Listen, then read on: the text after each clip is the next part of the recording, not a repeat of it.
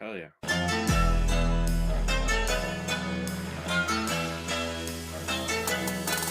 Thanks for tuning in today. We entertain the village and talk about shit we stole. Hey, it's rage and pillage. Interviewing all the players, every place we filled and reminiscing on the days that we made a killing. Burley, no chill, man. Got the Viking mindset. Bring the minds to your buildings, leaving fire behind us. So reminder, we drink till the drink diminish. Give a fuck what you think. Came to rage and pillage. Oh, hell yeah, bitches, we're fucking back. Rage and Pillage podcast. Black History Month. In prime Rage and Pillage fucking fashion, we got a white guy on. Hell yeah. Yeah, hell yeah. I'm your host, Burley. As always, I'm joined by... the vibe curator. Uh-huh. The frequency elevator. Yep. Black Brother Thunder. Uh-huh. The chocolate boy wonder. Josh is here. What's up, brother? Man, let's go. I'm ready to be here. What's Dude. up, Ralph? Ralph What's is going here. on, He's a brother? stand-up comic. I think he's got an album coming out here pretty fucking soon. He's fucking... Yeah, man. I got an album that's coming out in if we stay on schedule, it comes out in 12 days. Hell yeah. Fuck Yes, yeah, dude. 222, baby. 3 2s. Fuck yeah. Magic number. We're going to pump that shit tonight for sure. yeah. Thank you. Fucking- Dude, I've had a hell of a goddamn week. I've been at the hospital. I could be a doctor now. I've been at the hospital all fucking week, dude. My kid's been having some health issues, so we went in on Monday, and we just got home today about 3 hours ago. We're just in time for the fucking show. I want to know how much did you spend on door dashing, or did you Oh, strictly dude. eat hospital food? Breakfast, lunch, and dinner was fucking eating out, bro. I took a ding to the bank account this week, dude. Wait, yo, do you guys use Amazon Prime? Do you guys both have Yeah. Amazon Prime? Yeah. Yeah. Yo, you know you could sign up for Grubhub and get free delivery for a year if you're an Amazon No Prime shit. member.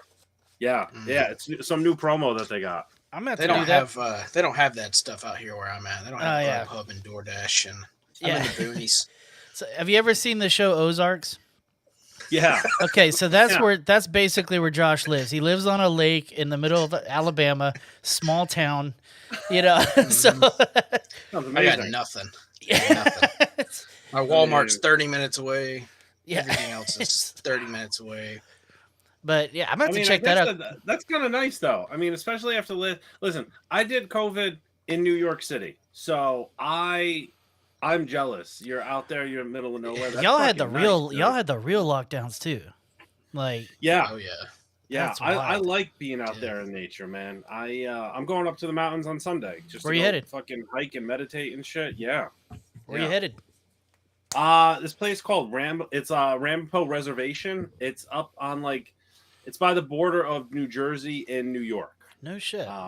So I actually grew up. I live in New York. Everybody always thinks I'm from the city, but I actually grew up in the mountains in upstate, like Lake Minnewaska, Mohawk Mountains. Like that's where I grew up, man. It's That's cool.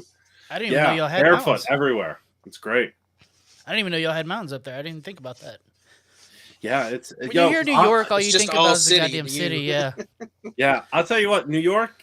New York is pretty dope. The further away you get from New York City, the even cooler better. and more beautiful New York gets. Yeah.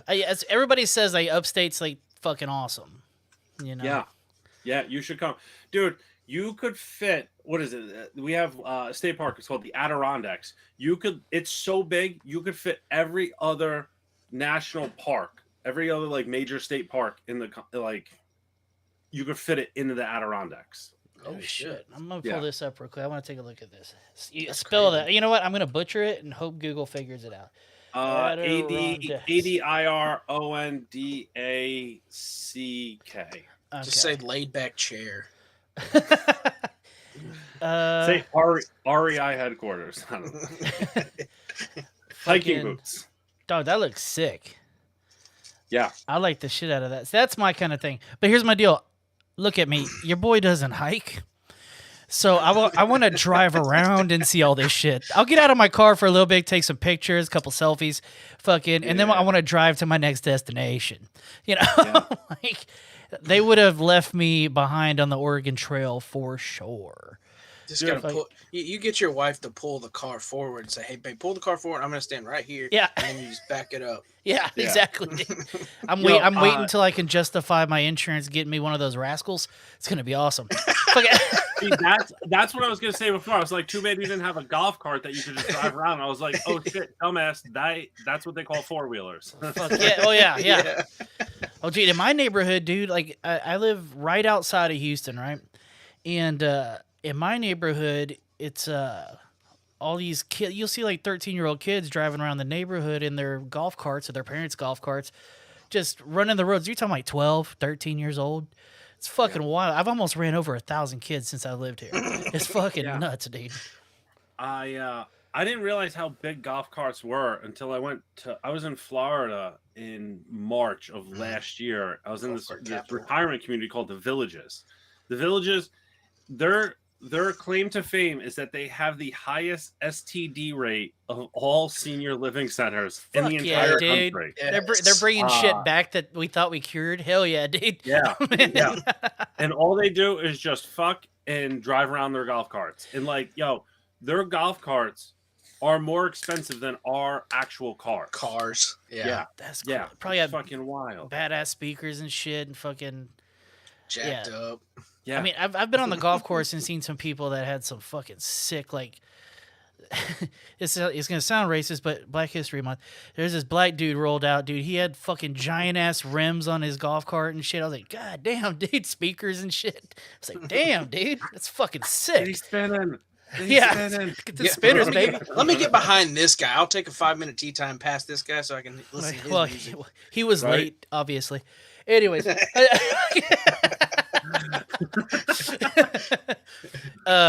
But yeah, dude, I was gonna say a second ago, like you mentioned going out and meditating and shit. Fucking, you might be the most like positive stories I have ever like gone through on Instagram.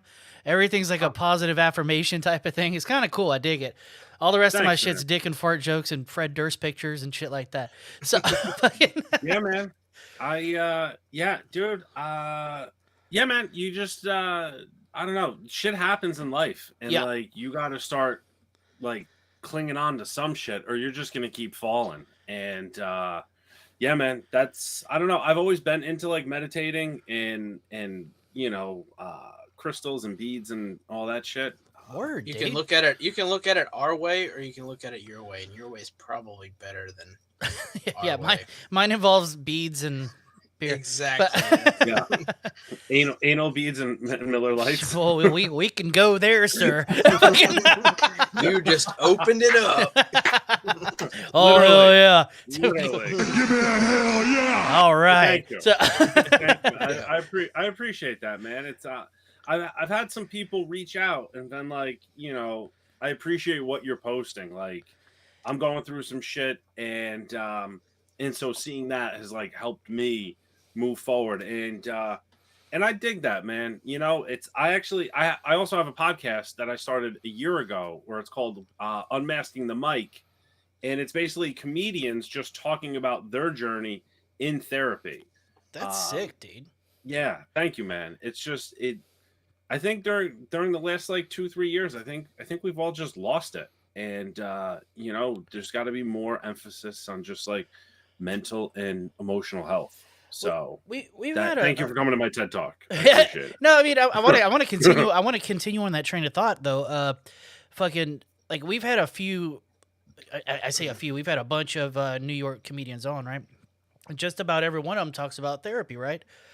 Yeah. Therapy's expensive down here. I mean, is it expensive there? Like, how are y'all? Yeah, is it easy to afford? Is it insurance or what? Like, how's that work? Yeah, so when I got into therapy, I've been in therapy for 5 years, literally every week for 5 years, and it's been a game changer. When I got into it, though, I was working at this one sales job, so I had private insurance. Nice. So my the copays were like $20-$25. No, that's not bad at all. Okay. Yeah, and then but then when I got fired and got unemployment and then got on like the New York State Obamacare, I found an insurance plan that my therapist accepted. Like I love being in therapy so much that I went through every insurance company and every single plan to find one that matched up that took my therapist, or my therapist took, I should say. Yeah. But then still, like, dude, people shit on like government insurance, but with the way mental health is, I mean, my copays were only like $25, $20. Dude, that's not bad at all, bro. Yeah. No, I mean, I have a normal job and fucking my insurance is still, I think my copay is like $50 to just go to like a checkup. Yeah. You know, it's fucking crazy. I don't know if my insurance covers therapy. So Yeah, I wonder that too, because we're in the South, dude. They might laugh at that shit. Fucking be like, well, you need no goddamn therapy, you sons of bitches. Hey, Frank, come on. drink Come another on, man. beer. Yeah. Just slap your wife Yeah, around. That's your problem, you know. Fucking, but yeah, man. Like I want to check it out. Like, but I don't know if I could sit there and tell somebody all my deepest darkest shit. Like day one, how does that go? You would be fucking surprised. Like, listen, dude, I've done some dirt. I got some fucking demons. Yeah. And I sat down there that first day, and she was like, "Well, what brought you here?" And then, boop, here we're off to the races. Yeah. Because therapists, they know how to pull that info out of you, kind of like a comic. A comic knows how to pull the audience in with a story. The therapist knows how to pull it out of you. They know how to pull your story out of you. People are willing to talk. It's just getting over your insecurity about talking. You know, we all have this ego inside of us that wants to tell their story, that wants to talk about what they went through, their experience. So if you find the right person, they'll know how to pull that out of you bit by bit. And they ask questions that make you feel comfortable. There's nothing better than sitting in a room talking to somebody that has no fucking vested interest in your life. I didn't think about it Like, that way. That makes sense. like, Yeah. Just listening to you speak. Yeah, like if you talk to a family member, they're going to come in with their own trauma, their own biases, their own egos, their own insecurities. Yes. And you would be surprised. Like it's always sometimes it's always the people that are closest to you that don't understand why you're in it. Or they might be the ones. And that was a nice fucking way you. of putting like 100%. your parents. Like Yeah. Well, they got me into 100%. this situation. Hold on. You know? yeah. Oh, it's funny. That's this thing that I was telling you about tonight, Burley. That Yeah. you know, the shit that I was dealing with tonight. Exactly what you just said. Talking to my dad. Yeah. Him. You know, we're going back and forth with this issue, and I'm explaining to him, and he's like, "Oh, well, it's this for me," and I'm like, "Please don't even start." Because that's exactly what I've been dealing with for the past year and a half. Like, don't try to tell me that. I think Makes perfect sense. I think one of my biggest fears is that they're obviously well learned and everything like that, and they know how to ask the right questions and stuff. But I don't want to find out like through leading questions, and it unlocks something in me, and I find out I was diddled at like 8 years old, and I just like had blocked it down. I don't want to find out that way. You know, like unlock some secret portal in my brain. I'm like, fuck, my uncle really did just middle finger the fuck out of my hole. You know, just like. So that's what I'm worried about. You know, that's my biggest fear. Yeah. Hey, listen, I was listening to a podcast years ago. This was like in the beginning of COVID, and a woman was talking about like this experience with her mom, talking about being in therapy. And the mother said to her, she goes, "Why would I go into therapy? I'm in my 70s. What if I find out that I don't really like myself?" And you're like, that's well, scary, fuck. dog. I mean, it's scary, but it's also liberating. Like, yo, let me tell you, outside of a few things, I have literally done every drug on the table. Right. No questions asked. I don't give a fuck. Whatever. And the day that I left my first therapy session, it felt like I took all of them all at once, and they all kicked in at the same time. Weight off your Like, shoulders, huh? It was so good that I was walking back to my apartment, and my father called me, and he was like, "It's 1:30. Why do you sound so fucked up?" I mean, I'm curious about it, but at the same time, my biggest fear is just, I'm not telling a straight. It's weird to tell a stranger secrets, right? You know. I don't necessarily feel that same way. I mean, like, I don't want to talk to anybody, but I don't think that the way that you're thinking really, like, Do therapists they're go to probably therapists? they're probably gonna go tell somebody, but I don't really care because I'm probably not gonna see you or whoever. Nobody's gonna know who it is that they told. They're not gonna know me. Well, there is a patient confidentiality Yeah, in the there office. is. But I will also tell you this: they're not gonna be like, pulling out your deepest, darkest secrets unless you feel comfortable enough to tell them. To say that. Usually it's like, hey, what happened in your day? Tell me about your day. Burley, they could be like, Burley, tell me about your day. Oh, you were stuck in traffic. Okay, great. How does that make you feel? Like being in traffic? What are the, and that's just like, they just go in the direction of the conversation. I just wait. Look at it. Okay, think about this. Here, okay, this is a good thought. Okay, 222, dog. 222. CD's dropping. This. Yep. Boom. You blow up, right? Yeah. Someone's got all your secrets, dog. That could ruin you, maybe. That doesn't bother you, like scare you at all? No, because I talk about that stuff on stage. Like, what do you like? I mean, okay, I forgot about listen, that. I've stolen. I ripped people off. I don't know. Like, it doesn't.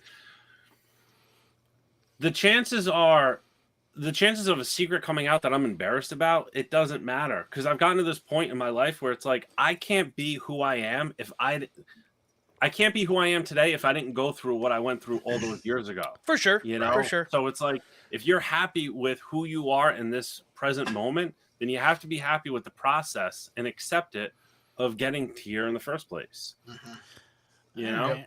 And listen, if you want to have to be at that point. Yeah, you have to be at that point to be willing to to get through all that. You think therapists go to therapists?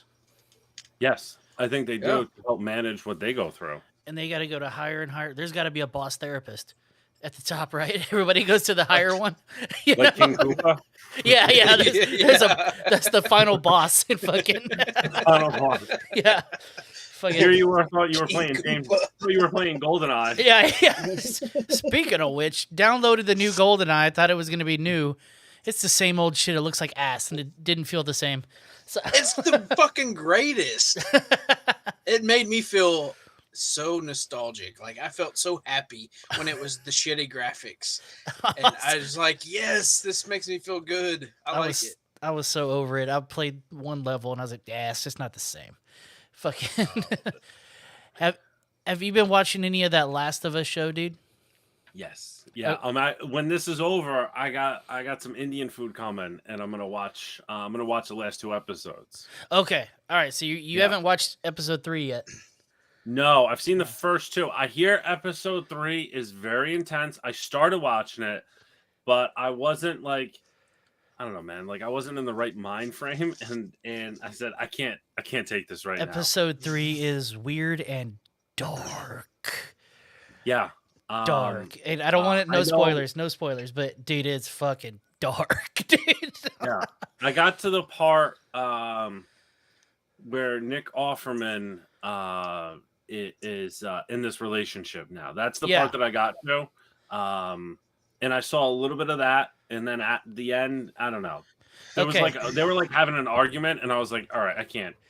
No. Yeah, bro. Get in the right mind frame, get some of that curry in you, and fucking, fucking. But dude, like, it's funny. I mean, okay. This show is probably my therapy, right? It goes fucking full circle. I love this shit. Hell yeah. Okay, so this in the South, you don't meet a whole lot of out the closet people. Okay. But through this show, we've had gay people. We've had, we have a trans person coming on in a few weeks, shit like that. Oh, so, like, we're learning, right? Yeah. And so then, like, my mind is going, why am I watching 2 hairy dudes, fucking, fuck, basically. And and my 12-year-old daughter's watching it with me. I'm like, stop it. Don't look, just like. Yeah. And, but then you get into it, dog. I'm telling you. Yeah. No spoilers, it's a fucking great show. I'm telling you. I think the writing is amazing. Did you ever play the game? What? Did you ever play the game? It's based on a video game. Shut up. Yeah, Really? it's the game. Yeah. Like, so we talked about it a little bit last week, but Josh had to quit playing because it's one of those horror games. I'm a scary. I'm easily scared. So. It's the game's fucking. That's very surprising because with such an aggressive beard like that, I feel like you have to go kill zombies to have a beard like that. Like it's got to be part. I'm a teddy bear. Yeah, me too, man. But like, I don't know, shit, that's fucking wild. All right. I'll kill a zombie if I have to, but hey, I ain't killing shit. I'm pushing you in front, bro. I'm running. Hopefully my rascal's charged. Fucking, I'm going, dog. Now that's full circle. Got it. They're spinning. They're spinning. So, how long you been doing comedy, dude? How long you been in the game? So I got on stage the first time when I was 29. So that was 11 years ago. What got you on stage? I blacked out for an entire 4th of July weekend. Been there. Yeah. Blacked out for the whole weekend. We were so I lived in Albany at the time, and that Albany, upstate New York, it's actually right below the Adirondacks. And so most of my friends, like I'd say like 90% of my friends, we all congregate on this street called Lark Street. And another friend of ours owned 3 bars. He had DeJohn's, Justin's, and Legends. And so they were like, it made like a triangle. So we used to call it the Bermuda Triangle. Nice. Well, you remember going in, but you ain't remembering coming out. Lost a few good men in there. Oh, and a few good brain cells. And so one night, the 4th of July, this is like a Friday night. I think it was Friday or Saturday. And so we were out, we were drinking, we were having a great time. And since our friends were bartenders, we kind of knew like around like 2:30, 3 o'clock ish, we start making our way to the back dining room so they can kick every other person that's out. Nice. And, everyone else at the bar, they can kick them out, lock the door, pull down the curtains. And then it's just like another friend's party. Keep it's it like fucking going. Hell yeah. Completely obliterated.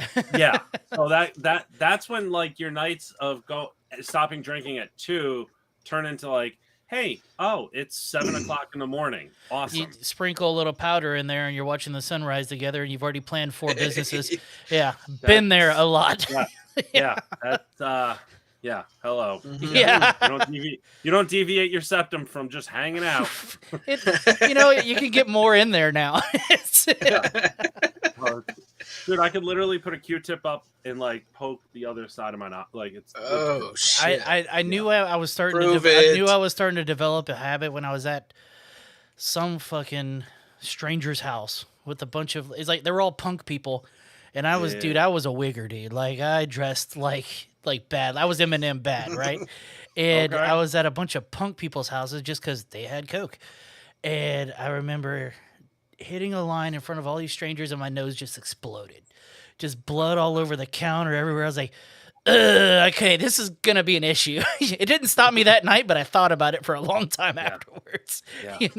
Oh, it's scary. Let's see. Maybe I can do it. I'll do it for everybody listening. You ready? Was that your nose, dog? It can whistle. If I'm a little stuffy, but you got Sandy happening in your nose, bro. Fucking the whole hurricane up there, dude. It's pretty awful. It's pretty awful. Shit. Makes for great stand up though. Oh hell yeah. Sure. Okay, so growing up, are you the experienced guy? Like you'll pretty much do anything because it's going to be an experience. Yeah, I've been that guy to this day. Like, fuck it, Yeah. you only live. I'd hate to be like YOLO guy, but it's true. Yeah. Right? Fucking YOLO. Yeah. Yeah. No, my next big thing is I want to do ayahuasca. Dude, Yeah. I will go with you, dude. Let's fucking roll, bro. I want to try it bad. Have you seen this darkness therapy they do? This is wild. This is wild, bro. Okay. So you know how your brain naturally creates some DMT, right?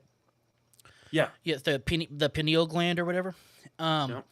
So they have this therapy that you go into a room where there's not even a pinprick of light. 6 days. of pure Okay. darkness. You can't even see your hand right here, right? After like day 2 or 3, you start seeing visions, and they don't stop until day 6. It's like your brain's just unloading DMT because it doesn't know what to do, right? It's supposed to be fucking wild, bro. Yeah, No, thank you. I think that I almost would. I don't know. They both sound intense. Well, one you don't have to go to South America for. So exactly. Yeah. That whole getting back in and out of the country thing.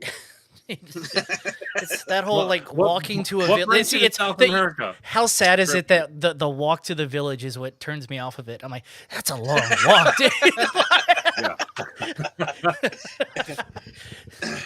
So so getting back to the story that you'd asked me about, dude. So we're at this spot, and everybody leaves, and they were taking forever to leave, and so I just got bored, and it's like 3:30 in the morning, and I just got up and started telling jokes to all my friends. There was like 20 or 30 of us in this back room. I don't remember any of it. I show up for lunch the next day, and my friend Lauren was like, "You were real funny last night," and that is never the great way to start a story for me. And then come to find out, that's what happened. I was just started telling jokes, and after that weekend, I stopped drinking. I eventually went back and whatnot, but I stopped drinking and then got bored. I was like, well, fuck, maybe I should try this stand-up comedy thing. She told you were hilarious when you're drunk, and then you quit drinking, and then you stopped drinking. I was thinking the same thing. Yeah, I would have been like, "Ah, cool." Yeah, no, dude, honestly, I got to this point where I was just like, I can't take this anymore. Like, well, dude, I mean, you're talking, dude. I mean, like, I was doing probably 250 bags at least. 250 bags. I was drinking half a bottle of JMO, at least a dozen beers. Yeah, and that's not even including like shots from the bartenders, Jaeger bombs, vodka bombs, like everything. That I the powder shit fucking was bad. I had memorized how much I could pull out of the bank and only take one overdraft charge. So, and that was back when I could get an 8 for $100, right? So $500 will last me 5 fucking days, right? And fucking, I'm going to the bathroom every 20 minutes at work. You know, it was bad. You know, fucking, I had kids and I had to slow down, but it's probably best. You know, I'll tell you what, because you're not too far from South Padre, right? No, it's just a little further down south. Yeah. Because I remember, I think when I went on spring break, we flew into Houston and then drove. I think we drove. It's probably about a 3-hour drive. About a 3-hour drive. Yeah, I think we got a bus or something. Which I got a charter bus that brought us to South Padre. But yo, the fucking powder that we found coming right over the border, right down there. Yeah, it was the only shit. It was the second time that I ever threw up off of it. And then the dude that sold it to us was like, yo, is your friend okay? And out of the 6 of us, I was the one who did it all the time. This is new. This is new. Where's the baby lax? Where's it at? Yeah. Oh, dude, it was so. Oh my god. Well, I mean, if you got it in South Padre, that's probably only 2 buttholes it was in before it got here. You know, so. And they were still clean. Yeah. I always tell everybody, like, you ever wonder how many buttholes this was in before it went up our nose? You know, that type of shit. Really hurts people's feelings mid-high. You know. I've always been that guy. All right, so you go up first time. How do you do? I am being dead honest with you. Yeah. I fucking murdered. Really? First time. Well, you're not the only guy to say that. Some guys say that they fucking ate dicks, and then sometimes you know, some people are saying they did well. You know. Dude, I went up. So my favorite comic all time, George Carlin. He's the GOAT. He's the GOAT to me. It was Carlin. It was Rock, Pryor, Murphy. I love Chappelle. Dane. I love storytellers. Kevin Hart. You know, like that's how that line goes down. And you don't look like you'd be like big in the Apollo scene. That's a wild thing, like a black comedy. I like a lot of it, but some of it I don't get because I don't identify with it. So I'm like, I don't know what's going on here. You know, like I love Patrice. Patrice is one of my all-time favorites. He died too goddamn young, dude. Yeah. So, So I'll tell you, you'll get a kick out of this then. So the first show that I ever did, my buddy Tony was running the show, and he was like a miniature version of Michael Clark Duncan. okay. So this was like almost an all black room. It was fucking dope. So Carlin's quote was, "Find what drives you nuts and make it funny." And at that time, I don't know, man. The gears were turning, and I was just getting really frustrated with white people. And so I just started, I literally wrote probably 5 or 6 minutes of just how white people make me crazy. Oh, And shit. just all like little things. Like when you live in the city, you know, it's like white people are the only ones that have their dogs in strollers, but their kids on leashes. And Nice. like, dude, once I wrote that, like I was just off to the races and everything just poured out of me. But I did 4 minutes and I didn't even know, like I was so new. It was the first time I'd been on stage. I didn't know anything about applause breaks. I didn't know anything. Oh, you were just like, running through them. Dude, my buddy Tony was like, the funniest thing was trying to watch you tell jokes while people were applauding the last joke you just told. Everybody stop. I'm a mid-joke. Yeah. So, yeah, man, ever since then, I was just hooked. It's the first time I ever did anything in my life for the first time and was like, yeah, this is what you should be doing for the rest of your life. Yeah. Did you ever have, like, I know 100% if I was like do a black room, I know this about me. I try to be a chameleon and I would start using like cadence that is clearly not my cadence, trying to fit in. And like, there's got to be a lot of that. Did you ever fall into that at all, or? No, because I mean, like, you got to be authentic to who you are. Who's that? I don't want to be someone else. Right. Who's that? But I know that sounds like very like. I mean, to be honest with you, I don't know how that sounds, but it's just like. No, it makes sense. What you're saying is the right thing. I know that I would do the wrong thing and try to like be cool white guy and do like my black voice, and it's gonna come off racist, right? There's a comedian. He's actually pretty successful. You'll know who I'm talking about. He's a white dude, and he does mostly like black rooms and stuff like that. He goes straight, talks like he's from the hood. What's his fucking name, dude? Oh, Gary Owen. Yes. Do you think that's you think he talks to his mom that way? Yes. You think so? I think Gary Owen. He's genuine to me. Oh my god, dude! I put up on Twitter. I want to open for him this year. Fuck yeah! Like I want to open for Gary Owen. He's funny as shit. I just always wondered, like, is he the same there. off stage as he is on? Like, does he use that cadence? I always wondered, you know. I bet you he does, man. I mean, that dude. Yo. He's a hell of a writer, dude. He's funny as fuck. He's funny. Honestly, I'll tell you what. I did a show about a year ago. I was the only white comic on the lineup. Yeah. There was like 14 comics. I was the only white comic. I went towards the end of the show and just, I don't know. I'll just adapt to it. I mean, I've been doing this now consistently for almost full time for 8 years. Hell yeah. So it's like, you could put me in those rooms, in those situations. I don't give a fuck. I'll call it out right away. Like when they brought me up on stage, the host was like, I told y'all we were going to do something different tonight. We're about to switch it up. And then she brought me up. Thanks. And so, so I think the joke that I opened with was just something like, if you want to do a show, if you want to do a comedy show in North New Jersey, you got to have at least one white comic. I'm the quota. Oh yeah, you're the token white. Hell yeah. I'm the token guy. Listen. I don't care. Funny's funny. Always, it don't matter always, dude. Always. Yeah.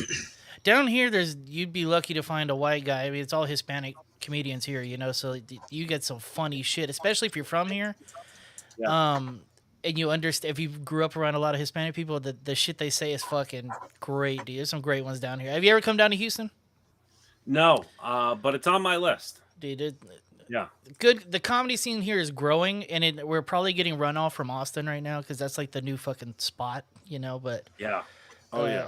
Goddamn Rogan ruined everything. Um, well, I had some friends that live over there, man. They're just talking about goddamn Rogan moves here, and now I can't afford my fucking rent. It's fucking nuts, dude. Yeah, I heard that. Well, I mean, it started during COVID, I think, and then that's what I think that's what prompted him to move. Yeah, down I that believe way. so. Yeah, and then the Um, creek in the cave moved down there. Yeah. Fucking yeah. So it's like becoming the comedy spot now. Everybody from LA's moving out.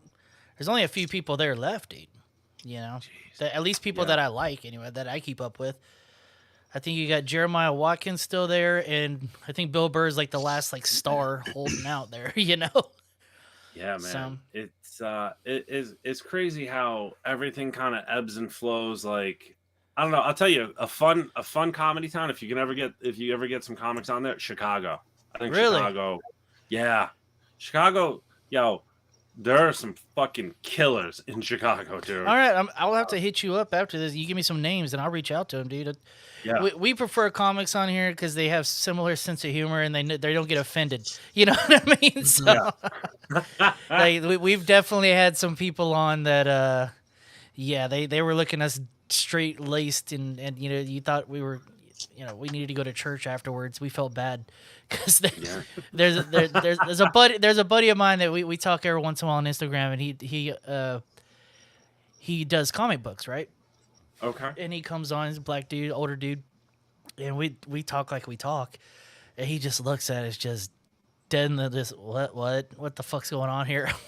You know, it's not exactly the most interviewee show, but I did learn a new term though, dude. Are you religious at all? Yeah, I actually just I just got right with God. Yeah, Okay, we're gonna switch. We're not gonna talk about that then. I found a new term. And it blew my fucking mind. Yeah, no, listen. I'm not like one of those like evangelical holy rollers, but you know, I think you gotta have a little bit of. You gotta have faith. To me, I think I'm probably the same. Like I believe in everything, but I'm not. I'm not like you said. You know, just a holy roller and everything. Well, okay, you know what? I had a weird epiphany this week. If we're gonna get real on the show, can we do that? Fucking, I had a weird epiphany this week. Like, what else do we have to do?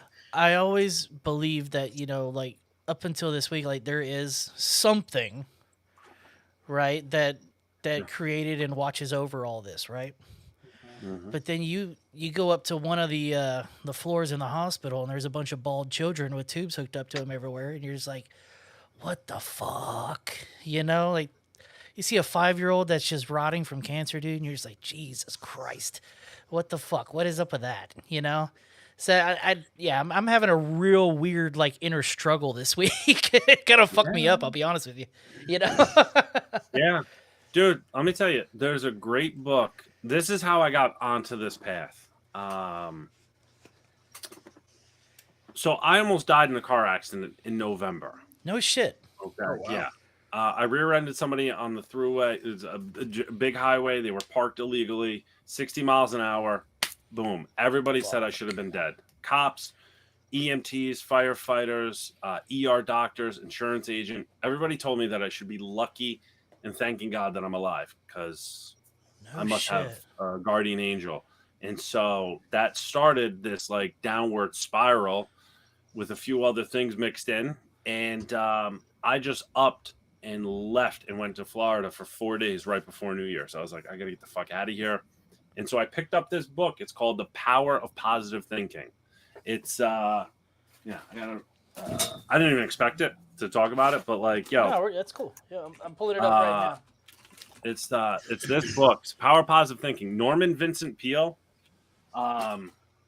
It's a game changer, man.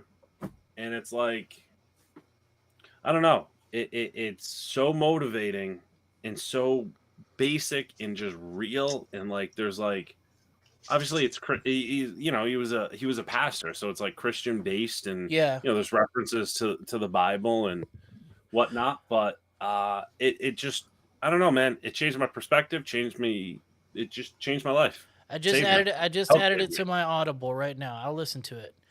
Because that and I grew up in the church. My dad's a pastor and stuff like that, so I'm well versed in that. And I got away from it just because life, makes you start thinking a little more, But and I still hold some of it. Like I said, I always believe there is something. I don't know if we know what it is, right? But that shit this week, dude, fuck me up, bro. Just bad, dude. Like, how could a loving God do that? It's odd. It's odd, dude. Yeah, man. I know how to bring a show down, huh? Fuck it. No, but this is the thing. I don't mind having these conversations. I like having these conversations because you know what? Men, dudes, we don't talk about this stuff. People don't. We hide behind the curtain. Pull that fucking curtain back, baby. Show us what you got. What are you working with? What's up here? Let me know. I forgot. I forgot where I heard this saying. It was probably on a podcast. I listen to mostly podcasts and audiobooks, but somebody said most men live a life of quiet desperation. Yeah. And it's true, dog. It's fucking true, D, because we've been taught our whole lives just fucking bottle it up, dog. Just be a man and shut up. Walk it off, bitch. Yeah. That type of shit. One of my favorite jokes, I have this whole thing about men crying and how it's not quote unquote manly to cry. And I go, men are taught how to fight. They're not taught how to show emotion. That's why whenever you see a guy crying in public, he's always trying to box his tears. Right. Yeah. It's like that's what we're taught. 100. Yeah. It's like, stop that. Don't even look at me. That type of shit. Yeah. Yep. That's exactly what I did. Mm-hmm. Yeah, man. But hold on. Wait, what happened? Oh well, the past with my grandmother. Oh yeah. It was like I did. My grandmother died like 3 weeks ago, and that was it. She was very important to me, and it was expected, but at the same time, it was also kind of like it's still sad, and I did my best to not cry because I didn't want to cry because I knew that she wouldn't want me to, but it's still at the same time it's like I'm a person, so I have to.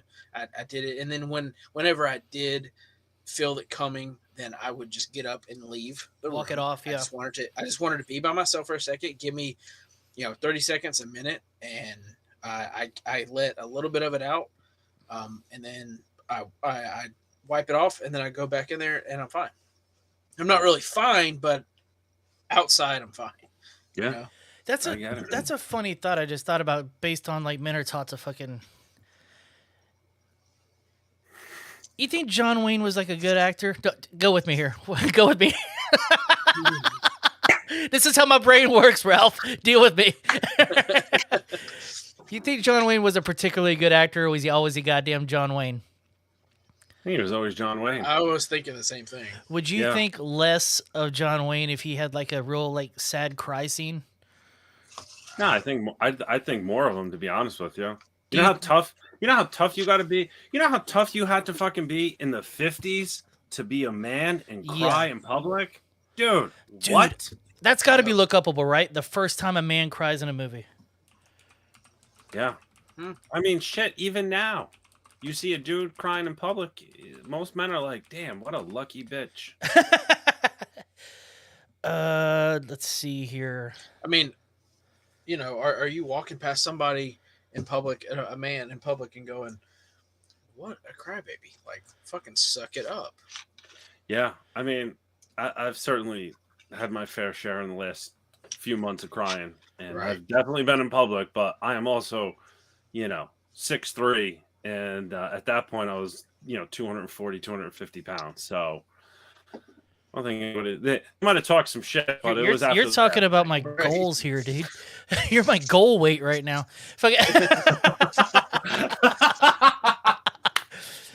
Well, I don't know, man. My bad. Okay. Don't apologize to me. I know I'm fat. Let's see here. Fucking who the fuck is Rutger Hauer? I know that name. Rutger Hauer. Oh, he's in Blade Runner. He was also an actor. Oh no, yeah. I'm Yeah, trying yeah, to find the Rutger first Hauer. movie scene with a man crying, but for some reason Google's fucking me here. I think he was the first. There was a movie called The Hitcher or the Hitchhiker, and he The one was where he's the killer? What's up? The one where he's the killer? Yeah, that was Rutger Hauer. Okay. I remember that movie. My mom made me watch Yeah. it in a hotel room, and it's fucked me up as a young kid. Doobie's in the house. What's up, Doobie? We got the YouTube chat going. Nice. Yeah, I mean, somebody has to have that stat of the first man crying, and I guarantee you it wasn't in the 50s. I bet it was like late 60s flower power type shit. That was the first time a man cried. Are you on Google? Yeah, but I don't Google well when I've been drinking and I'm trying to run a show at the same time. It sucks. I typed in. Okay, let's first movie. There's somebody who cried on Andy Griffith. Nah, Andy Griffith just whistling. He sounded like crying. Sounded like Ralph's nose. Okay. Let's. Yeah, all they see. say is the top 5, top 50, top 20. Yeah, we're looking at the same shit. Yeah, I can't. Yeah. Somebody has got to have figured that out. Because, Maybe dude, ask I the can't chat. think. I can't, YouTube. Ask the YouTube chat. Hop on this. hey, guys, figure this shit out. Anybody? We got the hotline. Call the hotline. I'll actually answer on the show if you call it. Let me You guys pull. got a hotline? Yeah, we got it. Call in? Yeah, What? yeah. Hell yeah. Let's go. I gotta pull up the number real quick because I always fucking forget it. Vamp, guys, vamp. Sticky note. You got to put a sticky note up there. I'm working on it. God damn it. I like how you guys have nice like office setups, and I'm just in my fucking Dude. basement apartment. No, don't. I'm in my closet. I'm in my closet. I thought you were in a sound booth. I was like, That's damn, my Xbox. That's the TV, and my chair is back behind here. I'm standing up right now. okay. I'm not professional as this man. Well, you know what? This is my midlife crisis. Deal with it. 872-228 rap 3.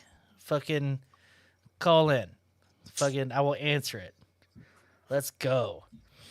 We got a text on here apparently. I'm hearing impaired. Can you oh, God damn it. It's a spam. Say the number again. 872.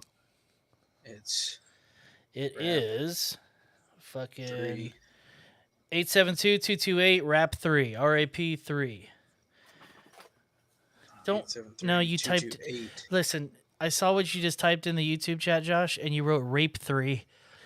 I like how your autocorrect just goes straight to fucking rape. Yeah. Okay. You can't even type rap. That won't be what cancels us. Let's be honest. Fuck it. No, I tried anyway. So you said you've been in 9 years? 8 years. 8 years, and this your first album coming out? Yeah, first album. So yeah, first official album that's coming out. I recorded an hour. I was dude, I was so lucky that this worked out. I'd been given an opportunity to headline Caroline's on Broadway. Hell yeah! Right? Yeah. Before it shut down. Right on before? Broadway. Yeah, right. Fucking Times Square, November 2019, November 26th. They had another date, but it was too close to when they asked me. So I was like, I'm not ready to do an hour yet. I never had done an hour. Yeah. They were like 45 minutes. I was like, okay. I can figure it out. Yeah. Yeah. Calm down, guys. Yeah. So I was like, I can't do that. That's too close. Do you have anything else? And they were like, we have November 26th, or you'll have to wait till 2020. And I was like, no, I'm taking it. Yeah. At that point in my life, like I had gotten fired from my sales job, and I was just in this like fucking carpe diem, just seize every opportunity. Everything that comes up is happening for you. And so I took it, ran with it, and ended up doing like, dude, the first time I like officially headlined a comedy club was Caroline's on Broadway. That's sick, dude. And I did like 65 minutes. Like, How much of it was crowd work? None. No shit. Yeah. No shit. Dude, That's badass, dude. I got fucking jokes, bro. Hell yeah. Hell yeah. Like, Yeah. you see a lot of people lean on that crowd work. I mean, I know you know, but Yeah, dude, I love doing crowd work. I think it's great. I'm gonna probably do at some point a crowd work album. if that's your goal, I'm into it. But you can tell when people Yeah. start bombing a little bit, they're like, "Hey, what do you do, sir?" And you see the tricks start happening. You're like, Yeah. okay. Yeah, no. A lot of the clips that I put up were crowd work clips in the beginning. Well, that's the trend right now. It seems like nobody wants to burn material. Everybody's I think people are afraid to put up. Some people are afraid to put up material. I think people are sometimes nervous to maybe get backlash from the material that they're putting up. Didn't think about that. But yeah, I mean, kind of like what we said before. Funny's funny, man. Yep. You're not gonna be, dude. I was in DC in, dude, I was in DC in September, and I remember just saying to the crowd, I was like, you know when you're eating a dick, you know, you just know it. And I did this joke. I did this joke about sex, and some lady was like, "Oh, that's fascinating. I'm learning something." I'm like, "Yeah, we're all learning a lot. Like, I'm learning that I am not your cup of tea." Yeah, like, yeah. Exactly. you know? And I think the worst though is if you're bombing, you get the bomb sweats. And you feel it go down the crack of your back into the crack of your ass, and you're like, "This is disgusting." you start looking like Robin Williams about 20 minutes in. Yeah, just Yeah. Oh, I've been there. It's awful. It is fucking awful. I know I've said it 1,000 times on this show, but like I envy you guys because I don't have the balls to get up and even do an open mic, you know. So like, it's fucking y'all are my heroes to even do that shit, you know. Fucking, it's fucking it's a hard goddamn job, and a lot of people think I could do that shit. Nah, bro. Yeah. There's a lot of thought put into every fucking word that's said on that goddamn stage, you know. If anybody who thinks that they can do it and haven't done it, then I know people come like on. that, dude. I know people like that. Yeah, Really? for sure. I love when people come up to me after a show and they're like, "Yeah, I thought about doing it, but you know, I don't know. Maybe I'm just a little too edgy, and I just don't, you know, I don't want to get out there." And I'm like, "All right, listen, Trevor, calm the fuck down." With your But that's doctors. let me tell you, I think the people that heckle comedians at shows are the ones who don't have the balls to get on stage. Yeah. Well, Like, there's also those people that think they're helping the show and shit, and they're also assholes. So you know, I couldn't be more far from. If I were to go to a comedy show, I would probably sit in the back. I'd sit in the dark so the comic could not see me because I don't want him to call me out. Yeah. speaking of bombing, I just learned a weird like comedy, like inside comedy baseball type shit. Do you know the whole Bobcat Jay Moore thing? No. Okay, so Jay Moore ended up marrying Bobcat Goldthwait's ex-wife. And so Jay Moore is a little bit spiteful, I guess. And for years, whenever Bobcat had a show, he would reserve all the tables on the first two rows. So they were just empty when he came out at the beginning of his show. Like, you know, fucking just... That's such an asshole move, dude. So when he comes out, the first two rows of tables are just empty, bro. That would fuck you up a little bit. Like, Yeah, I would say so. I'm not Yeah. super familiar with Jay Moore's work, and I think Bobcat's okay. You know, he's not terrible. He's okay. But you know, Yeah, I haven't seen too much of either one. I think they're both funny. I mean, I think Jay Moore, didn't he start Last Comic Standing? That's what I thought. is that his project? I thought it was. I think that's what I heard. Don't listen. You know what? Internet, It's don't fucking canon hold me to now. it. Ralph said it. You Fuck it. already said it. So Yeah. it's, uh, But yeah, It's true. I was super interested. Like, can you imagine being that fucking like just straight spite, dude? Just like, I think you know who else did that? 50 Cent did that to Ja Rule. He would buy out like 500 tickets of his concert, and then Ja Rule would come out to like nobody. That type of Yeah. shit. That's Yeah. fucking great. That's hilarious, dude. I Hey, do mean, y'all got? Oh, wait, actually, you know what, Josh, you can't leave. Y'all talk. I gotta piss. I'm fucking dying here. Yeah. I was actually gonna ask you a question too. Actually, you like know what? before you Do your plugs, dude. That way everybody hears them before the end of the show and they don't cut it off early. Let them know there the you go, dates and Ralph. everything, fucking where to find you and all that. Okay. Yeah. All right. Cool. So I post everything. Post everything on my website. All my dates. So you just got to go to ralphthemouth.com, click on schedule, contact. That's everything. Will be there. Best way to reach out to me is on this Ralph the Mouth 81. That is my social media for Instagram and Twitter. So if you want to check me out there, you want to see some jokes, you want to see some clips, go to that. I am on TikTok at Ralph the Mouth, and I got my album coming out. It's called 40 for 40. It's my first comedy album. It's my debut, and it comes out on February 22nd. So 222. Hell yeah. Yeah. That's awesome. Thank you, bro. Yeah, man. That's I was gonna ask you, like, what did you do before? Like, what were your jobs before all of this? Like, how many jobs did you have before it? Like, I know you said you were into the partying and everything, but like, Yeah. what all did you do before it? So I used to help. We can call it networking. Mhm.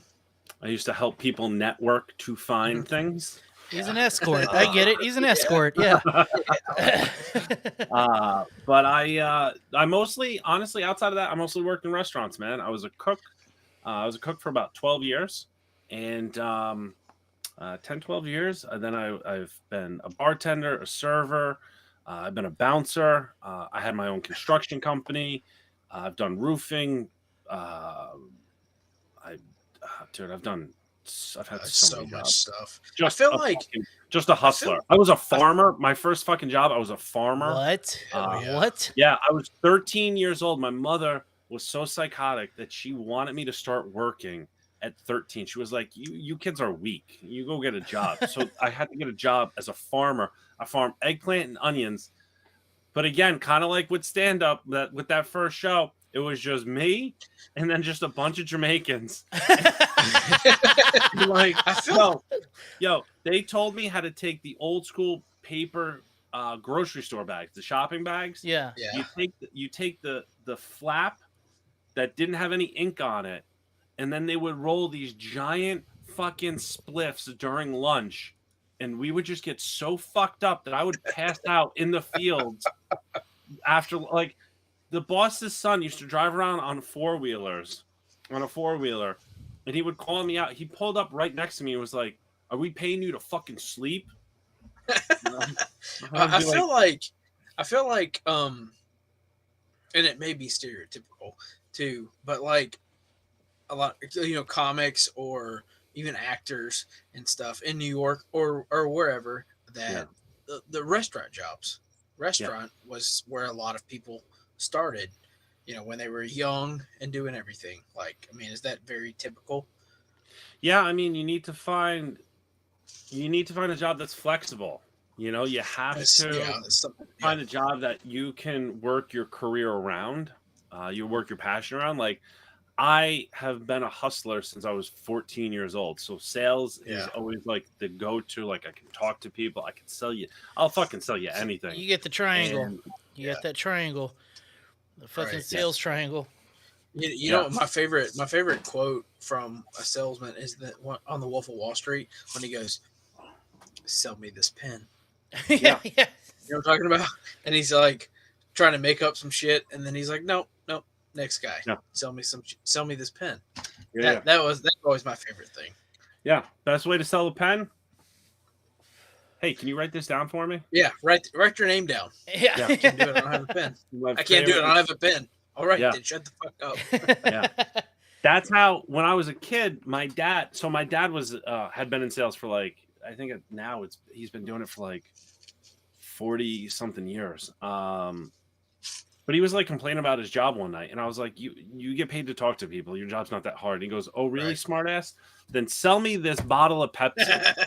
Yeah. And I had to sell him a fucking bottle of No Pepsi. shit. Wow. Yeah. Dude, I bet sales really helps out like in the stand-up world because you got to learn how to accept no. I You couldn't have do to, it. you have to learn how to accept no, and you have to learn how to talk to people. You have to talk to a variety of different people. Like, so I used to work for a company called WB Mason. They sold office supplies, and their whole premise was door to door, floor to floor, building by building, block by block. So they would be like, "Here you go. This is your building," and then you have to start at, like, let's say the 25th floor and hit every office. Oh, you're knocking 25, on doors. Oh yeah. Holy Yeah. shit. Okay. So you have to get like crafty about it. Like, so if like Josh, if you had an office and Burley, you had an office, like I would play you two off of each other and be like, "Oh, I was looking for Josh. Yeah, I was just next door talking to Burley. He said you might be interested in something like that." No shit. Yeah. Hell yeah. Yeah. I Yeah. couldn't do it, man. Sales to me I could never do it because I'd be like Tommy Boy when he says no, and I'd be like, "Oh, okay, thank you." Go to the next guy. Okie dokie. I got a buddy. next fucking I got a person. buddy who does pretty well. He probably does $250,000 a year just doing sales, right? And he was telling me, he's like, "You're gonna get a lot of no's, but if you look at the statistics, you're that much closer to a yes. There's only a certain amount of no's before you get a yes if you're good at your job." You know, and that's how he looks at it. Like, and then I get the maybe, and then I fuck it up, and I burn the man's shit down. yeah, it's I couldn't do it. He wanted me to get into it whenever I lost my job a couple years ago. I was like, "Dude, I know the type of people you deal with," and I couldn't do it. They would just anger me, you know. Just Yeah. Well, like I look at it as like when I was doing that, the best bit of advice I got was, you're interrupting their day. yeah, So I used to come up with this like, just, I don't know, just like this little tag. And mostly I would deal with women. And so it would be like I was at the bar. So my boss was like, instead of trying to bring them home, try to get them to buy something from you. Now, were you in a position to where you could like take people out and like wine and dine them and fucking? Sometimes, yeah. Okay. But mostly because they That's had how my stepdad partnerships. is. Well, they had partnerships with like the Knicks, the Nets, Yeah. the Yankees, the Mets. So like once we got those, like during baseball season, it was fucking game on because I could just give people Yankee tickets Hell or yeah. Met Right. tickets. So That's kind of how my stepdad is too with his job. Like he has the customers, like you know that they want to buy stuff, so you're able to bring them breakfast, bring them lunch, take them out to dinner, do whatever. Like, take them to a concert, buy a limousine, take these clients out, and the company pays for all of this shit. And then that's now if I could get some kind of sales job like that, but I feel like is that not something that you have to work up to? For Yeah. sure. Yeah. yeah, but you Not know something what? that you just start out as, right? But it depends on the relationship you have with the customer. Yeah. So it's like people buy from people that they like. Mm-hmm. You know, Right. you could bring like, let's say, a customer on, and then your boss or higher ups try to like poach it, but you have to remember that person is dealing with your company because of you, not because of anyone else. I guess that's why my stepdad is so successful. Successful. Did you say Yeah. sexy? I Because think you said sexy Yeah. at one point. you know what I'm saying. Oh hell yeah. Because Papa Josh. because he's a very likable person. So Yeah. successful. I Very likable person. I am not a salesperson, but I work very closely with salespeople, and you can always tell whenever somebody's nervous because they'll invite me to go out on the night out, right? So they're like, "All right, you're fun, let's do this. We're going here, here, and here," dude. Because there's all these rules too, right? Like you can't buy gifts, right? You can't buy because Mhm. I worked for a company not long ago that they were buying people like 4-wheelers and boats and shit like that, and they got in a lot of fuck. trouble. Yeah, Yeah, that's not good. Yeah, no. yeah, no, no, yeah. no. So Yeah, that's- now it's like fucking steaks and strip clubs, but Yeah. they want to have a fucking blast. So they bring me, who knows people how to get fucking nose candy and shit like that, and they fucking just want to have fun, you know. So Yeah. But how It's- does that work? So if somebody buys me a boat, do they get the boat back, or no, they're or am I basically fucked saying, hey, because they bought me a boat? you get the No, you boat keep because it. you're buying, right? You're not getting it Yeah. to still say no, you know. So the company bought me my boat, but what happened? We lost him. He'll be back. It's fine. We'll But add the him back in. company that bought me my boat, I don't have to give my boat back, right? No, Oh, okay. no. So the Fucking company's still gonna keep buying my boat as long as I keep buying from them. correct. And it's Oh, not like hell they're gonna yeah. stop. It's already yours because technically it's illegal to do. So once you Hell get that boat, it's your fucking boat. Yeah. Damn it! I'm in the wrong industry. Well, damn no, it. not really, because it's highly illegal to do that. It's bribery, right? So Well, it's not really allowed. Let me make sure he's okay. yeah. Or is He did hadn't his sent me Indian anything. food He'll be get back. there? But His Indian food got there, and he said, "Fuck this." did he let's hit go." all his did he hit all his plugs and everything? Yeah, he did. Yeah, What's the name of the album? he didn't say the name of the Oh, album. we got to get the name of the album. I don't think. If he did, then I missed it. Anyways, we'll fucking keep going. Fucking Let's. I'm glad I did not bring up that one topic because holy shit, it was I want to send. If I guess if he's not back yet, let's do this thing that I have right quick which one? with the fucking. It's in India. This leopard fucking mauls this lawyer inside of. He mauls like a shit ton of people inside of a courtroom. What? It just happened yesterday, or not yesterday, but it just happened the other day. I will peep this out. You can share your Hang screen. on. Click the Yep. audio button. Make sure. Why is it being dumb? Share screen, but the thing's not, there. It goes. Audio, bloodthirsty. There we go. Here we go. There he is. Hey, sorry about that. Fuck. Figured your phone died or Oh. something. All right, Yeah, so laptop. oh yeah, it fuck. happens. I got it. Not Hang the on, first pause it. time. So Josh found a video of a leopard attacking a bunch of people in a courtroom. Can you see it all right? In India. Yeah. Make it enlarge it's it if you coming. can, Josh. I'm waiting on this. Okay, here we go. Ooh, distressing content. I'm Fuck in. yeah. Is that better? Is that Yeah. better? Yeah, it looks good on my end. All right, what do we got here? Huh?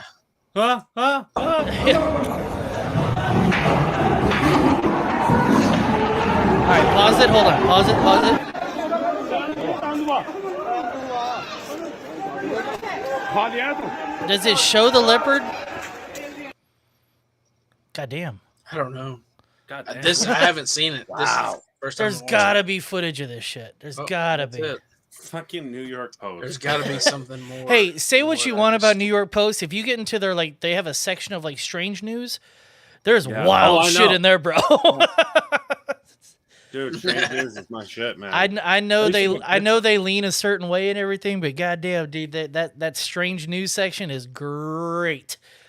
I was trying to get a late night writing job for the last I didn't submit this past year, but I submitted like 2020, 2021. And so I would write monologue jokes, and some of the stuff I would get was from the strange news. Dude, It's what fucking is great. the line? Like, even if you went to goddamn Carson Daly, what's the line to be a monologue joke writer? Oh, dude. It's I got to don't be know. crazy, right? Especially when you're not repped. Oh, I didn't even think about that. Yeah. Damn. Yeah, I've blindly submitted to SNL for 2020 and 2021. I submitted to Jon Stewart's show. Yeah. Damn. It's fucking it's hard. But I'll tell you what, that's like one of the coolest. I think that would be one of the coolest jobs, is to just I don't know, write fucking monologue jokes. I mean, it's got to be Monologue jokes would be awesome. SNL would be. It seems like it'd be crazy stressful, in all honesty. And Yeah. super if you gotta love competition, right? You know what I thought would be really fun? Like just like as a goof, writing for like the WWE.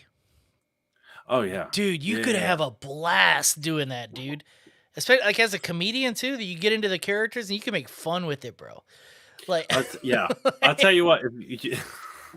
If you want to see something fucking hilarious, Google or YouTube Will Ferrell SNL audition. I've seen it. I've seen it. Yo, I've God. watched it 1,000 times. Yo, how great is it? Dude, I haven't seen that one. Okay, Dude, he pretends he's a fucking cat for like. Dude, I was all about to say that. He goes. It's like fucking. But my that was my second favorite one. My first one where he's pretending he's on the grill. Get off the goddamn roof! And he just goes back. So how's work going? And he's like, Hey, Timmy, what the fuck? You know, just let me see if I can pull this up. I think the audience will like that. And well, then did you guys think that the Mad TV and the Stewart shit was funny? I think Mad TV is one in the hierarchy of like sketch shows. I think In Living Color is one. Mad TV and Chappelle Show are like tied for 2, and SNL is right up there. I think In Living, honestly, Stewart cracked me the fuck up. Man. Stop. Yes. No. As far as like people that can improv on the fucking spot, Will Sasso is fucking slept on, dude. Yes. He is fucking slept on. Like hard. Dude, one of my good buddies is actually Brian Callen's opener now. No shit. Brian Callen's funny as fuck too, and he is slept on too. He should be way bigger than he. I know he's like Rogan's butt or whatever, but dude, he is fucking funny. He's the way he describes shit in such a long way. It makes me laugh. You know, he gets deep into like the minutia of a joke. You know. No. I had the opportunity. I was in North Carolina in September for the North Carolina Comedy Festival. No shit. And so I ended up. So we were in Greensboro, and my buddy and Brian were in Raleigh, and so I got the chance to do the cold open for the show, which was so fucking dope. Then I got to watch my buddy do well. I saw somebody else do well. And then I saw Brian just fucking murder this crowd. Dude, he does a bit where he talks about being in Paris, being an older guy and thinking somebody's trying to fight him. And then, doesn't even flinch and just jumps right into speaking French during the joke. Like, I didn't even know he was fluent in French. Like, firing off. He's like highly educated, dude. Like, highly educated. I feel like he got a crappy co-host on a podcast. You know who I'm talking about. Let's not talk shit, right? But I feel like he got a crappy fucking co-host for a podcast to where I can't listen to it. I love Brian Callen, but he used to have a podcast with Will Sasso and that child molester guy that he grims the girls. It was called 10-Minute Podcast. It was Sasso, Callen, and D'Elia. Yeah. Every episode was 10 minutes to the second, and it was just them improving. Somebody would start a character, and everybody would just go. It's still out there. It ran for about 3 years, and then Callen and fucking D'Elia got too big, so it was just Sasso with his buds, and it just wasn't the same. But god damn it, dude! Yeah, it's a hilarious podcast. I feel so left out because you're saying Will Sasso, and then I didn't know who you were talking about, and then I just Googled him, and then I know who he is now. But dude, you proved the point. How he slept on. Dude, he is slept on hard, man. Like I feel like he was forgotten about after Mad TV. I want to show this Will Ferrell thing, but it's 8 goddamn minutes, and we don't have that kind of time. I was trying. Yeah, I know. I was trying to find. I'll send it to you. Well, we can watch it after, Josh. We'll laugh our dicks off. I've watched it 1,000 times. I was trying to find like a 50-minute clip or a 50-second clip, not 50-minute. Okay, dude. We're in the meat of the show. 15 minutes left. Rapid fire. You got one question I didn't warn you on. Okay. All right. I ask every guest this, and we get some great results. All right. If your dick could talk, what would it sound like?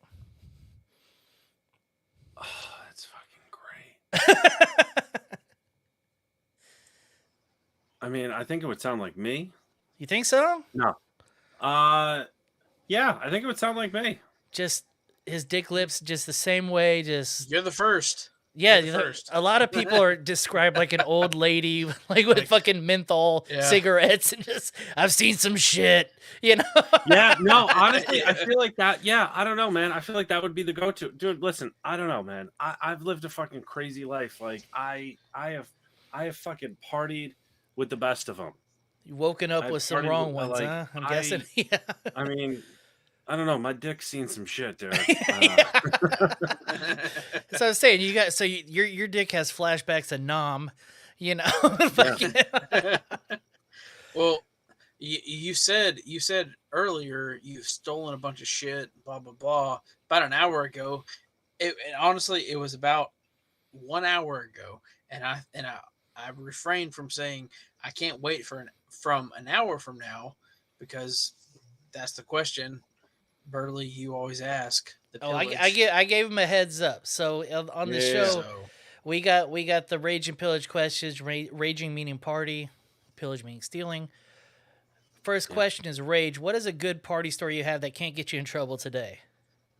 Like a good fighting rage story, or just like what's your favorite night out partying that can't get you in trouble now? Everybody has that one night that was just fucking wild, you know. This might even sound bad, but like, dude, the best nights out that I've ever had are the ones that I don't fucking remember.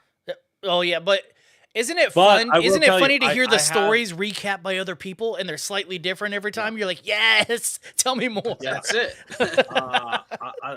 I'll tell you one. I mean, I got stories for days, but like, I'll tell you one really awesome story. So, like I told you, I used to help people network and find things, and so. The Roots, this was back when I was 20 years old. The Roots were coming to SUNY Albany to do a show. And so I had to help people find certain things for party the favors. Party favors.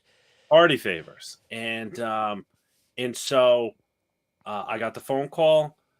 I met up with some people, took care of some things, and then went up to the concert. And so I just thought I was going up to hang out, see the show, you know, drop everything off, and that's it. That's whatever. And they said, you get to, no, you got to go on the bus. You can't just give it to, you got to go on the bus. Oh, hell yeah. I went on the bus with the Roots, dropped everything off, and they were like, yo, do you want to come smoke with us? And you don't pass that up. Yeah. Yeah. So dude, it was me and my boy Adam, and we just sat on the tour bus smoking blunts with the Roots. Like, I was literally sitting next to Black Thought, smoking a blunt, watching the NBA playoffs. Dude, that's fucking sick. Yeah, dude, just hanging out, having a great time, talking shit, laughing. Questlove is a funny motherfucker. I was about to say, dude, I have about 10,000 questions for Questlove. I would have been off that bus after 5. You know? Yeah. Yeah. So, yo, it gets better. I have never seen the Roots live. Okay, we're hanging out, we're smoking, everything is fucking gravy. The dude, all of a sudden, we're just like bang, bang, bang, bang. Somebody bangs on the tour bus door, like, all right, time to go. So everybody, you know, we put out our blunts, whatever. We go to walk out, and I was like, yo, fellas, thank you so much love, thank you for having me. This was so dope. Like, wow, I don't even know what to say. And they were like, yeah, nah, homie, you rolling with us. Fuck yeah. Fuck yeah, dude. They brought me on stage. What? I came on stage for the Roots concert. I was 10 feet away from Questlove, just fucking jamming out, like in front of, I don't know, 10,000 people, just cooling out, man. What's that feel like? Fucking great. It was intense. It was. I mean, like. But see, okay, dude, honestly, yo, Burley, it was 20 years ago, and I remember it like it was yesterday. That's the experience shit I was talking about earlier, dude. Like, yeah, imagine if you'd been like, nah, I gotta get the fuck out of here, I gotta do something. Like, you'd have missed out on that you remember to this day, crystal clear, even though you were fucked up, right?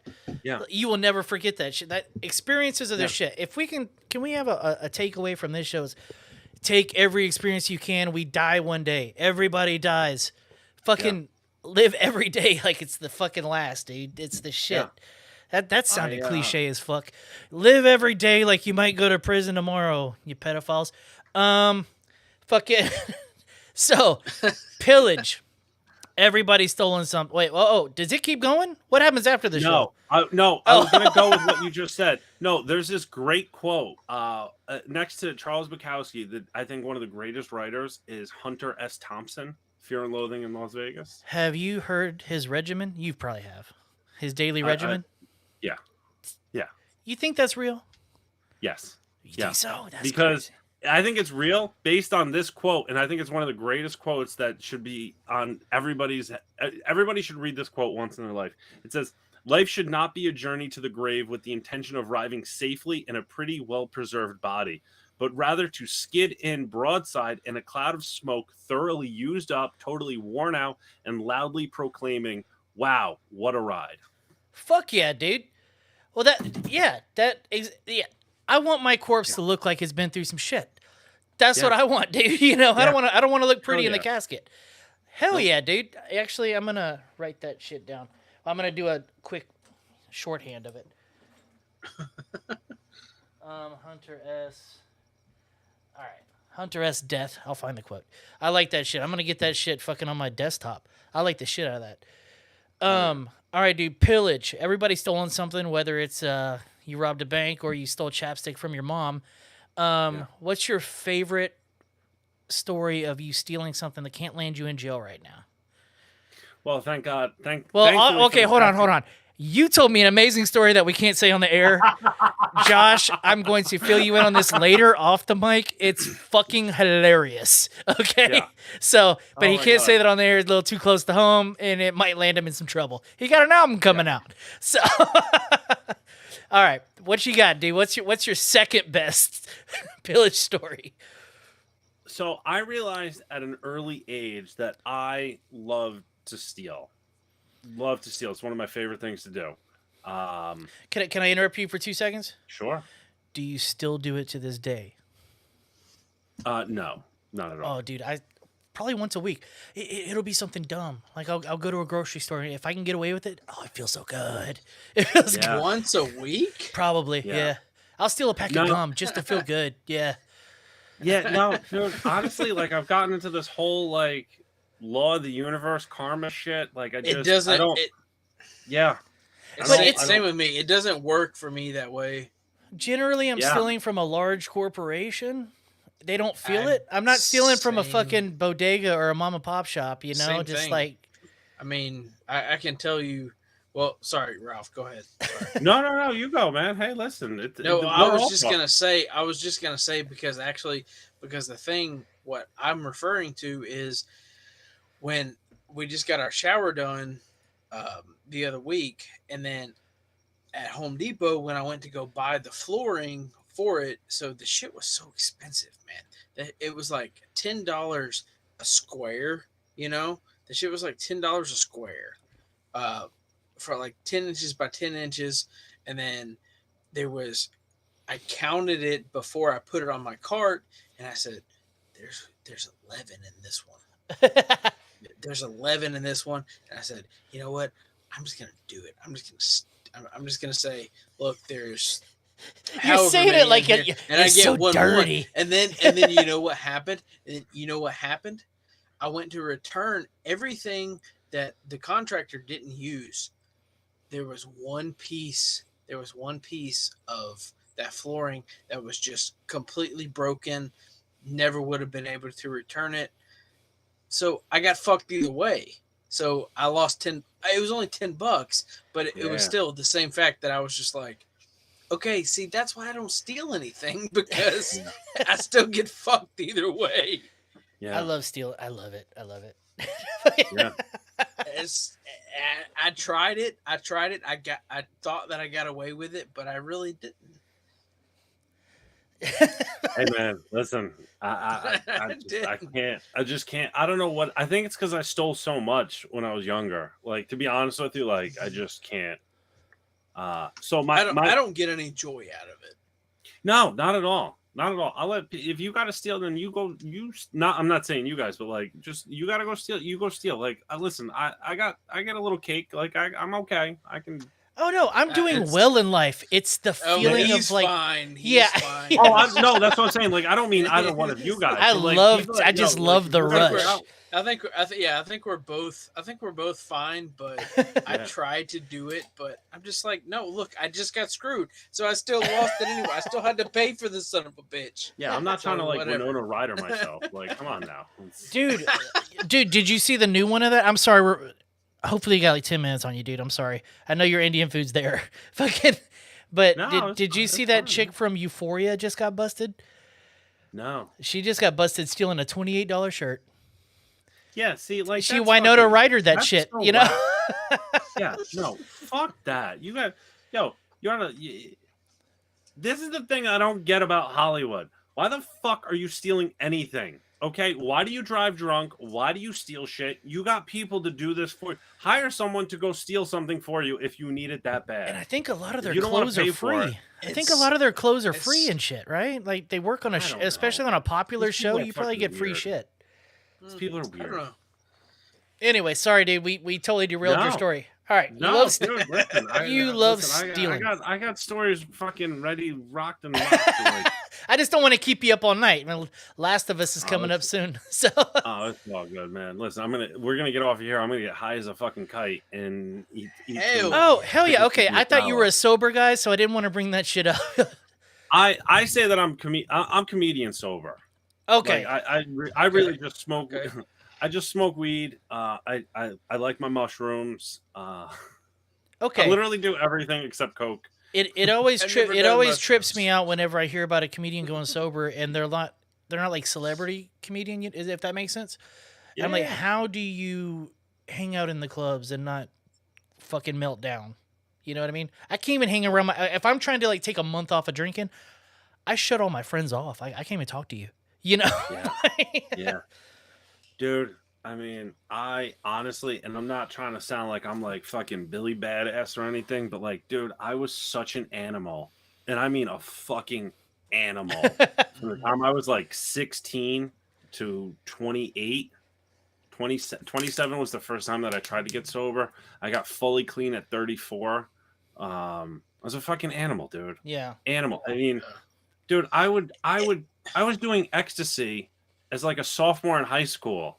Like, just I'd show up to school the next day still rolling. Like, It's Okay, still, okay, but hold on. it's- Have you it's ever- cool to, so, So Go have you ahead, ever sorry. fucked on ecstasy? Obviously you have, right? Okay, it kind of fucks up your orgasm for life, right? Because now that set the bar for like what an orgasm can be. Nothing. You're chasing that dragon the rest of your life, you know.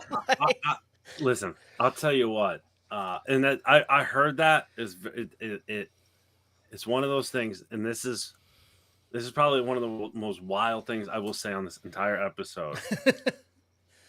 But like, yo, when you connect with someone, like when you line up, like when your souls line up, and that you got that fucking chemistry, that you got that universal chemistry, dude, it's better than any it's better than any drug I've ever done and had sex on. Like, I'm not like what I was kind of like what I was telling you about I want to yesterday. say something too. Like that's where I was. Like that it was best of yeah, my but life. I've been married 13 years. That spark gets a All little. right. Look, I don't think that I even told you this. I don't think I've told anybody. Please this tell me yet. you're coming out of the closet. I'll be so happy. So shut the fuck up. So here we go. My Viagra just came in the mail yesterday. Are you I having am. issues? Or are you just doing it for fun? Because I have some for fun. Both. Oh Jesus Christ, Yes. dude! He's drunk. Both. No, I mean, yes, I am, but no, you didn't tell me you had it for fun. You Oh, dude, said I that have, you dude, were- I've got it. No, I don't have any dick problem. I take it for fun. I've told you a I thousand didn't. times. I have no problem. I didn't. Oh, say okay. I had a problem. I have no problem. I said I want to have more fun. Oh yeah, it's So great. here we go. So I got a 50 milligram, and let's Oh, go, God. baby. Shout out Blue God. Chew, sponsor of the show. That's fucking wild. What did you run out of like places to hang shirts on? Like, what's up? No, I was just like, dude, I'm like, I like I got that. all these Why coat not? hangers. Hold on, that deserved more. mean- Hold on.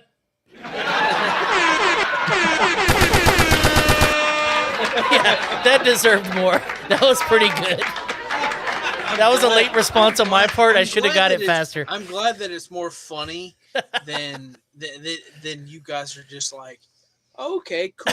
Like, what's up with you? Yeah. Okay, cool. So I'm not really in the wrong here, right? No, no. dude, I've got that shit for I'm fun younger. too. I'm younger than both of you guys, but I still want it. I Hey, guess. listen, man. To each his own. Go out there, catch that beautiful butterfly. Go out there and catch that No, beautiful. it's Go out there just and my grab beautiful- your net and My catch that beautiful hard butterfly check, is sitting in the bed right now. My beautiful butterfly is sitting in the bed right now, waiting on me. But This is low key Josh I saying, just want- wrap I it just- up, dude. I just wanted a little bit more. I wanted to give her more. I'm a pleaser, man. You know. That's why you got all that extra flavor in your beard to fucking taste later. Fucking- Yeah, there you go. That's how you give her more. I think that's the name of the episode, dude. I'm a pleaser. That's All right, fucking dude. We great. gotta fucking wrap up the show. I need to hear this pillage story. He loves stealing. That's as far as we got, and our ADD brains went, nah. All good. That is all good. Yeah, man. I always loved stealing. I always thought it was great. I got really good at it. I started when I was in elementary school. I have a joke about this. Scholastic. Scholastic has that The book club. fair. Yep, the book fair. So growing up, we didn't have a lot of money, and Yeah. so I didn't always get I couldn't always get books, but I love to read. So what I used to do was I would go into the book fair with my class. Like they would bring everybody down, you pick out your books, you fill out the form, whatever, and then you come back and pick them out. So what I used to do, because they had them in the library, I would go through, grab like 3 or 4 books each time we went down. And then I would take those books and put them on the shelves for the actual books in the library. Yes. And then come back later on at the end of the day on my way to the bus, and I would just take those books. And I started doing that when I was in like 3rd grade, 4th grade. That's clever, dude. That's clever. Thank you. Thank you. Yeah. And then when I was in 5th grade, I broke into a teacher's classroom. And this was when Goosebumps was really big. And so I stole 5 Goosebump books out of her desk because my parents weren't going to get them for me. Right. And somebody ended up snitching. Excuse me. They ended up ratting me out. They snitched on me. And so I had our fucking DARE officer corner me in the hallway. I was like, I heard you stole some books. And I was like, not thought I don't know about who you dare heard that in from. years. Yeah. Holy shit. So so I started, dude. I used to do that. I used to steal books. I used to steal like comic books, baseball cards. This is like back in the day, like when I was a kid. But there's a rush to it, dude. It's something. It's not even shit you really wanted. It's just I wanted to steal it. That was my whole thing. Yeah. You know? I used to get big with like Matchbox cars. Like when I was younger, like I would like toys, games. Like I would wear big, like back in the day when you had the big puffy jackets, like the Boss jackets. You could pull the sleeves past your hands, grab the stuff in the back of the shelf, put it in the Slide sleeve, it up, pull your yeah. sleeves up, put your sleeves in the pocket, and then just leave. See, down here in the South, those jackets are good for about 3 days a year. Yeah, you got to do all your stealing on a long weekend. Exactly. Like I was the guy in the book fair trying to shove a Lamborghini poster down my pants. You know, like, You know what I can't wait for? I can't wait for his next stand up and to talk about this podcast and to talk about the shit that we talked about. There's no way. That's fucking great. Hey, brother, dude, this has been a fucking blast. Sorry we went a little over. I didn't even know how long we were going to record for. I'm in there to win it, baby. We try to keep it for 90 minutes, but you know, we went a little over. You're fucking fun as fuck. This is actually coming out on 2/21, which means shit. Yes, sir. So, what's the name of the album? How do people find it? The album is called 40 for 40. Hell yeah. 40 for 40. I 40 for recorded it. 40. I was 40 years old, and you actually get more than 40 minutes, so you get a little more bang for your buck. 40 for 40. It's going to be on all the platforms, but check out Apple, Spotify, Amazon, everywhere. How can they buy it direct if they want to feel support like- you? Oh, sorry. They want to buy it directly from me. They could just go to my website, which is ralphthemouth.com, and digital download, and we'll go from there. Hell yeah, dude. Everybody, Yeah. I urge y'all, go buy it, support comedy. Fucking, they only get fractions of a penny for a fucking stream. Fucking, I don't even know how much it's going to cost, but I promise you it's affordable to everybody fucking listening. So fucking buy it straight from the source. That's support. All right? I'm buying mine for sure on the 22nd. Ralph, Thank you. if you feel like supporting this podcast and just want to just throw this name out there, hey man, go fucking for it, dude. Yeah, You know? dude, send me any promo you got for this episode. I'll put it out there. I don't have a huge following, but like, yo, I'm of the mindset you fuck with me, I'll fuck with you. Like, Yeah, that's it. we're We all gonna gotta build definitely this post together. some. We're gonna definitely post some clips of this shit and fucking. This is a Dope. fun fucking show, dude. Thank you for being on. It's been a Yeah. goddamn blast. Yeah, it's Fuck awesome. yeah. yeah. I'll hit you up later. I Yes. want to send you a shirt after this, dude. Just for I only do it for My people man. I like. Actually, no offense to anybody who's been on, but I've only sent one to Kevin Sanchez, and now it's gonna be you, Ralph. So fucking, we'll make it happen. Hell yeah, baby. All right, we'll make it Fuck happen, dude. yeah. Hey, thank you for being on. Thank you, Everybody fellas. else, Appreciate you. see All y'all right, next man. Tuesday. There you go, man. Thanks.